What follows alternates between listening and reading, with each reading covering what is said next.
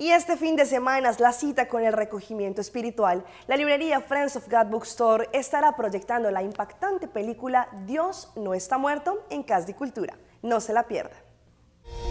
Soy el profesor Radisson. Están en clase de introducción a la filosofía. Vamos a evitarnos debates sin sentido y saltarnos a la conclusión de lo que todo universitario sabe. Dios no existe. Dios no está muerto. Esta es la reciente producción de Pure Flix y Grupo Canción que narra el drama de un joven universitario que debe demostrar en su clase que Dios no está muerto.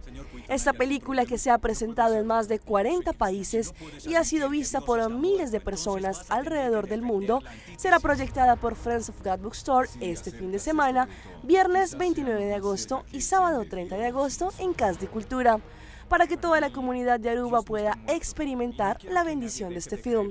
Tickets obtenibles en la librería Friends of God Bookstore. No te la pierdas.